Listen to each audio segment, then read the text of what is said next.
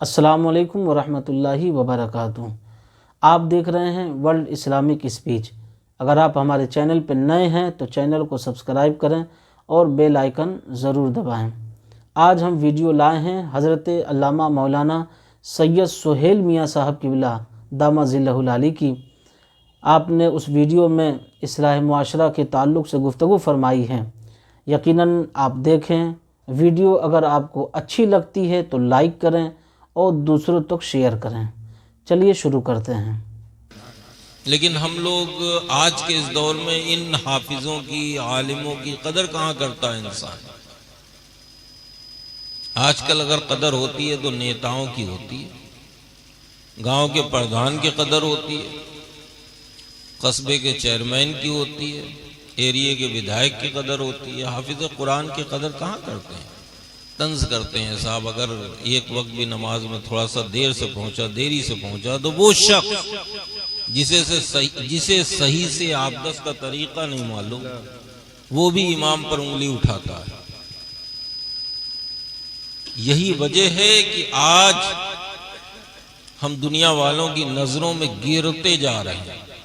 دنیا ہمیں ذلیل و خوار کر رہی ہے، دنیا ہمیں پریشان کر رہی ہے۔ اس کی وجہ یہی ہے کہ ہم نے اپنے رہبر، اپنے مقتدی، اپنے قائد کی عزت کرنا چھوڑ دی ہے۔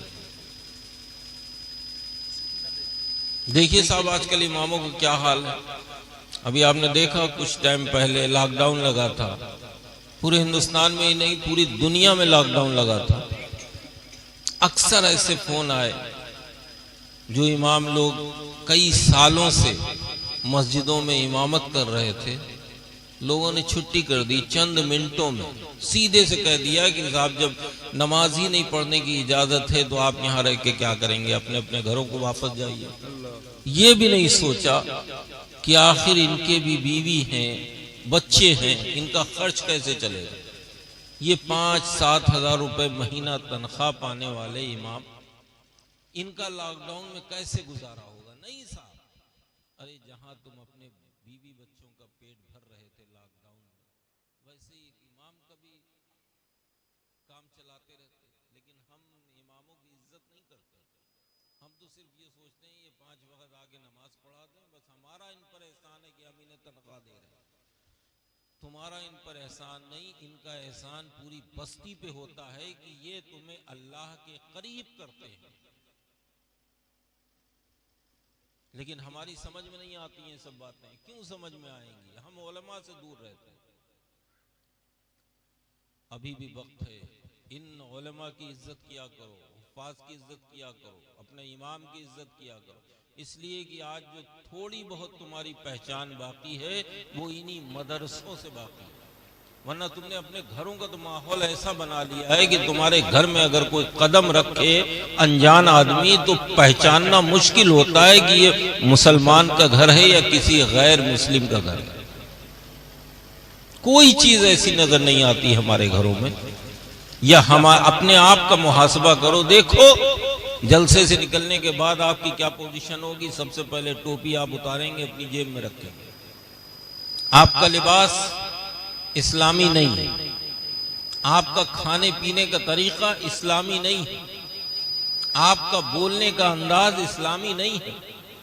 آپ کے سر سے ٹوپی غائب ہے، چہرے سے داڑھی غائب ہے، جسم سے اسلامی لباس غائب ہے، گھر سے قرآن کی تلاوت کی آواز غائب ہے۔ بس صرف اور صرف نام کے مسلمان ہیں صاحب کہ مسلمان کے گھر پیدا ہو گئے، ہم مسلمان ہیں۔ اتنے نازک دور سے ہم اور آپ گزر رہے ہیں کہ جس کے بارے میں کبھی سوچا بھی نہیں ہوگا۔ آج ہماری عبادت گاہیں نہیں سیف ہیں، آج ہم خود نہیں سیف ہیں۔ اس کی وجہ یہ ہے کہ ہم نے اپنا ایسا کردار بنا لیا کہ لوگ ہم سے نفرت کرنے لگے۔ ورنہ ہم کچھ اور تھے، ہم کچھ اور تھے۔ ہمارے بزرگوں کا طریقہ کچھ اور تھا۔ ہم سے جو بڑے، ہم سے پہلے اس دنیا میں آئے، انہوں نے جس طرح اپنی زندگیاں گزاری تو لوگوں کے دلوں پہ ایک چھاپ چھوڑ کے گئے ہیں، ایک پہچان چھوڑ کے گئے ہیں۔ کیا پہچان؟ وہ یہ پہچانے کہ یہ مسلمان ہے کبھی شراب نہیں پیے گا، یہ مسلمان ہے کبھی جوا نہیں کھیلے گا، یہ مسلمان ہے کبھی جھوٹ نہیں بولے گا، یہ مسلمان ہے کبھی کم نہیں تولے گا، یہ مسلمان ہے کسی کو تکلیف نہیں پہنچائے گا۔ یہ ہماری پہچان تھی، یہ ہمارے بزرگوں کا طریقہ تھا۔ آج ہمارا کیا طریقہ ہے، ہماری زندگی کا کیا رویہ ہے؟